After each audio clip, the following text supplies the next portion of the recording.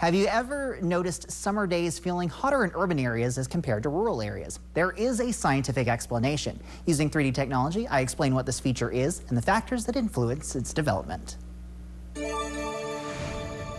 Every day, the sun's heat and light reach urban, suburban, and rural areas in the same way.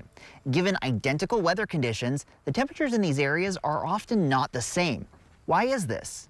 The difference in temperatures between urban and rural areas comes down to the surfaces in each environment and how well they absorb and emit heat. Urban areas are much more efficient at this, hotter than the surrounding areas. This is why they're known as urban heat islands. Let's use the Missoula Valley as an example. Temperatures around the valley are warming up to around 85 degrees. Here in a more rural part of the valley, that's exactly where those temperatures will stay. Let's take a look at another part of the valley.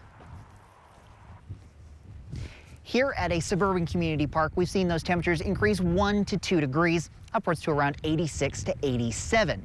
Now let's take it into the city.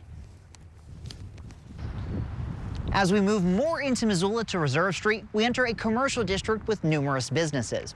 Temperatures here have warmed a few degrees. We're now into the upper 80s. Next stop, downtown. Here I am at my final destination on this journey, the heart of downtown Missoula. The temperature here, 92 degrees.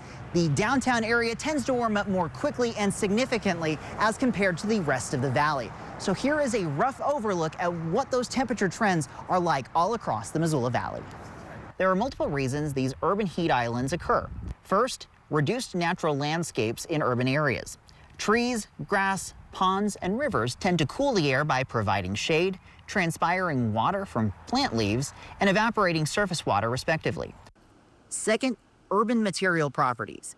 Man-made materials like asphalt, concrete, and roofing have a low albedo, reflecting less of the sun's energy and absorbing and emitting more of the sun's heat as compared to natural surfaces like trees and grasses. Third, urban geometry. The size and spacing of buildings within a city influence wind flow and urban materials' ability to absorb and release solar energy. Fourth, heat generated by human activity.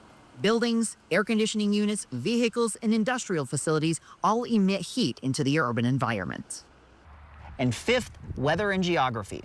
Calm, clear weather conditions result in more severe heat islands by maximizing the amount of solar energy reaching urban surfaces and minimizing the amount of heat that is carried away.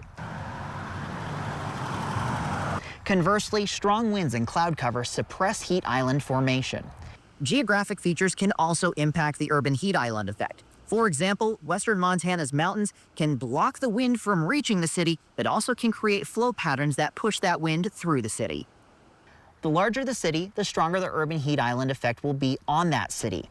Portland, Oregon, and Salt Lake City, Utah are much larger and will see a greater influence from the urban heat island effect as compared to our larger cities in western Montana, simply due to size.